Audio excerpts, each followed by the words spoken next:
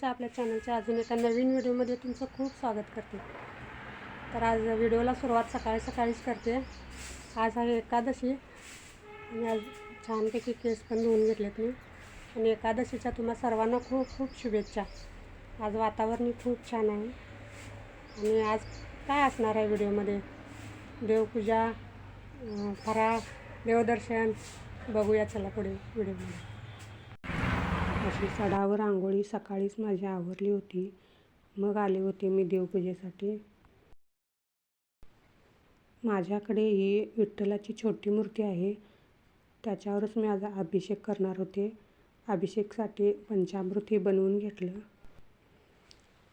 आणि हा देवपूजेसाठी मी असा डब्बा केला आहे जेणेकरून हळदी कुंकू अष्टगंध सगळं मला एकत्र घेता येईल.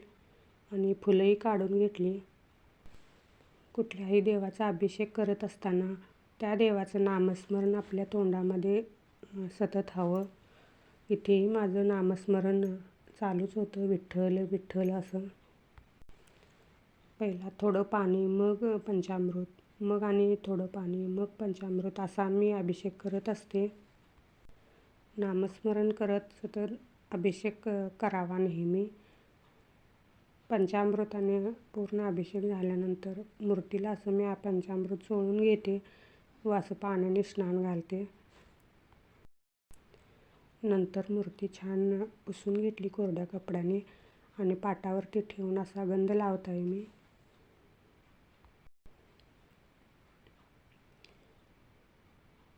गंध लावून बुक्का लावून घेतला. मूर्ती छोटी असल्यामुळे ते लावत असताना पसरत होता, म्हणून मग मी ते कपड्याने पुसत होते. रुक्माईला कुंकूही लावून घेतलं. मग मूर्ती अशी देवघरामध्ये स्थापन केली. नंतर फुलंही वाहून घेतली. आणि ही तुळसही वाहून घेतली. ही तुळस मी कालच खुडून ठेवली होती, कारण आज एकादशीला तुळस तोडली जात नाही. आणि तुळस तोडल्यानंतर 5 दिवस ही शिळी मानली जात नाही, म्हणून मग पूजेच्या आधी तोडली तरी चालते. छान अशी देवपूजा झाली होती. मग मी नैवेद्यही दाखवून घेतला. आज नैवेद्यासाठी मी खजूर ठेवले होते. तुळस गणपती बाप्पांना चालत नाही, म्हणून मग पहिला गणपती बाप्पांना नैवेद्य दाखवला आणि मग सर्व देवांना.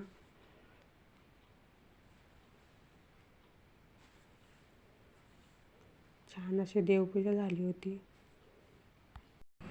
हाय, चला सकाळची सगळं देवपूजा आवरले, दारातील सडा रांगोळी आवरून झाले. मी चालले आता मंदिरात. चला तुम्हाला घेऊन जाते. बाहेरचं वातावरण दाखवते तुम्हाला. आज छान वाटत होतं. पाऊस पडून गेल्यानंतर ऊन पडलं की असं छान वाटतं. आणि अशा सगळ्या मैत्रिणी मिळून आम्ही मंदिरामध्ये चाललो होतो. हे मंदिर आमच्या घराच्या जवळच आहे, पण एरवी जाणं होत नाही.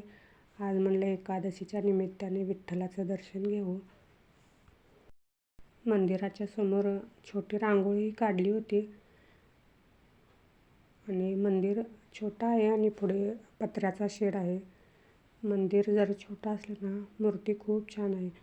आणि विठ्ठल रखुमाईचा शृंगार तुम्ही बघू शकता किती छान आहे.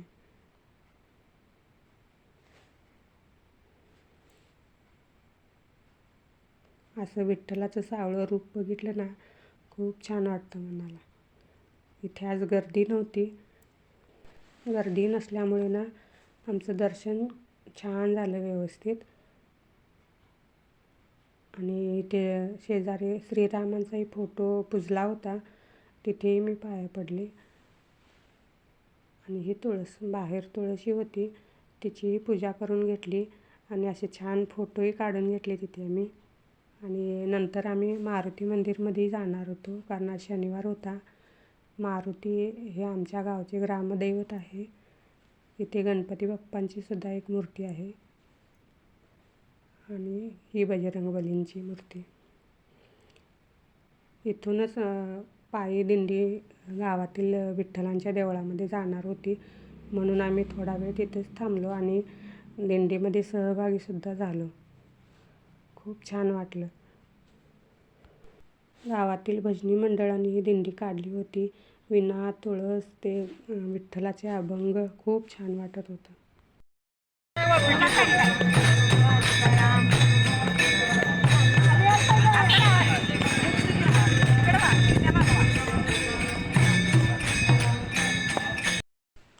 आम्ही ज्या मंदिरामध्ये दर्शनासाठी आलो होतो तिथेच दिंडी येणार होती. आमचं दर्शन झालं होतं, पण दिंडीसोबत आम्ही परत त्या मंदिरामध्ये आलो.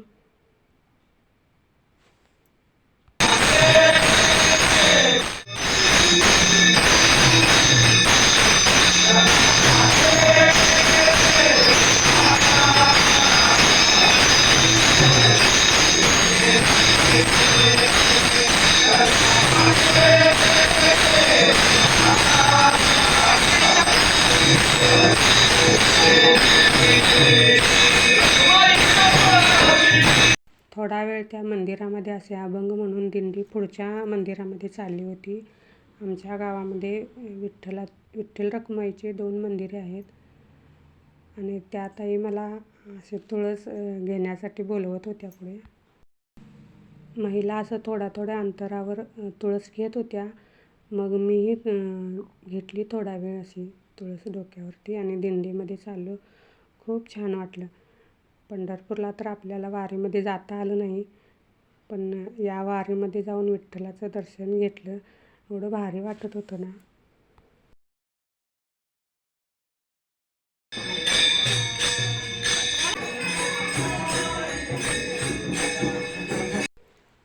इथेही विठ्ठलाचं छोटं मंदिर आहे आणि या मंदिरामध्ये सुद्धा बघा विठ्ठल रखुमाईचा कसा शृंगार केला आहे.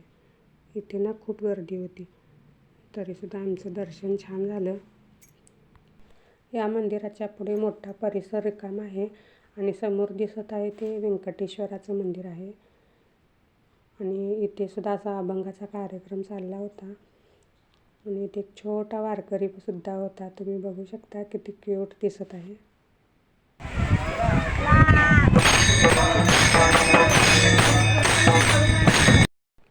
आणि हे आहे व्यंकटेश्वराचं बालाजी मंदिर. हे मंदिर खूप पुरातन आहे. या मंदिरामध्ये आत जाताना ना असं गुहेमध्ये गेल्यासारखं वाटत आहे. तुम्हाला दिसत असेल आत अंधार दिसतो आहे.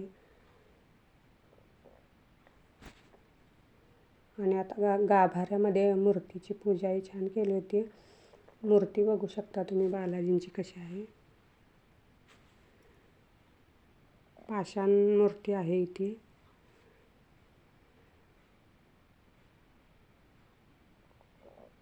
आणि बाजूला त्या मंदिरातच ना असे महादेवांची पिंड सुद्धा आहे. तिथे सुद्धा आम्ही दर्शन घेतलं. इथे ना एका शाळेची सुद्धा दिंडी आली होती, तेही मी शूट केलं. छोट्या मुलं बघू शकता तुम्ही किती नटून थटून आले आहेत. छोट्या रखुमाई आणि असा लेझिमचा खेळसुद्धा त्यांनी इथे केला होता. या मुली किती छान दिसत होत्या ना. चला आत्ता आले मंदिरात ना, 10:30 वाजले. बाकी सगळे आता कामावरून येते आणि मग भेटते. शुभ दुपार सर्वांना. कारण दुपारचे आता 12:30 वाजलेत. आत्ता मग सगळी घरातली कामं आवरली. म्हटलं मग आपला फराळासाठी शाबूची खिचडी बनवते मी.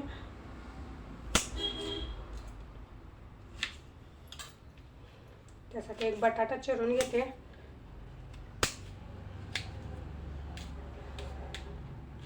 मंदिरातून आल्यानंतर सगळी घरातली कामं आवरून घेतली आणि मग आले इकडे जरा फ्रेश झाले.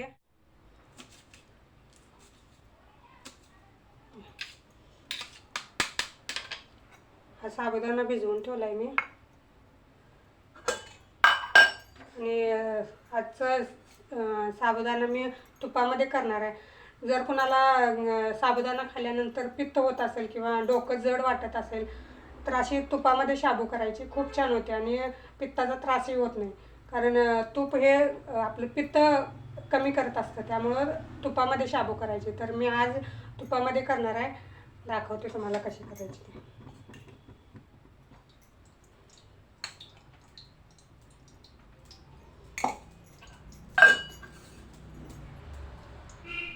कढईमध्ये 2 चमचे तूप घालून थोडं तापू दिलं व नंतर मग त्यामध्ये बटाटा घातला मी.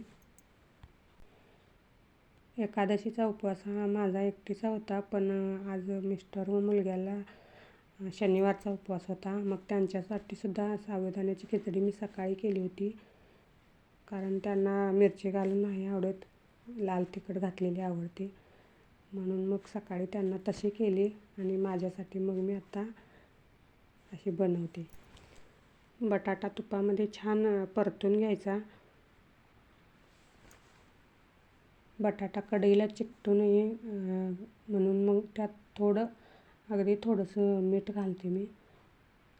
हे सैंधव मीठ आहे. उपवासासाठी आपल्याला सैंधव मीठ लागतं, म्हणून मी आणत असते सैंधव मीठ. बटाटा ना छान भाजला गेला तरच तो छान लागतो. हे बघा, असं छान मी परतून घेत होते. थोडा वेळ लागतो, पण परतून घ्यायचं मंद गॅसवर, कारण मोठा गॅस केला तर ते जळतं लगेच. नंतर मग मिरच्याही घालून घेतल्या त्यात, त्याही बटाट्याबरोबर भाजून घेतल्या.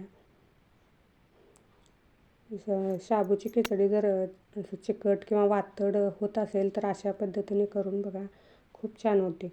नंतर मग साबुदाणाही घालून घेतला त्यात. हा शाबू मी रात्री भिजवून ठेवला होता. शेंगदाण्याचं कूट,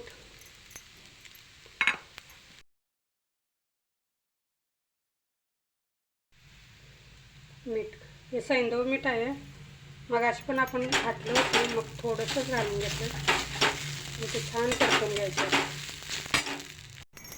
घेतलाय मी आता फराळ करायला. शाबू घेतले, ताक आणि साबुदाण्याचे पापड आहेत, सकाळीच मी भाजले होते ते. चला, मी आता फराळ करून घेते आणि आजचा व्हिडिओ इथेच थांबवते. आजचा व्हिडिओ कसा वाटला ते कमेंटमध्ये नक्की सांगा आणि चॅनलवर नवीन असाल तर चॅनलला सबस्क्राईब करायला अजिबात विसरू नका. आणि हो, चॅनलला सबस्क्राईब करायला किंवा व्हिडिओला लाईक करायला कोणतेही पैसे लागत नाहीत, ते एकदम फ्रीमध्ये असतं. त्यामुळे सबस्क्राईब करून सपोर्ट नक्की करा आणि व्हिडिओ बघत राहा. भेटू पुढच्या व्हिडिओमध्ये. तोपर्यंत छान राहा, मस्त राहा आणि आनंदी राहा. स्वामींचा आशीर्वाद कायम तुमच्यासोबत राहू दे. बाय.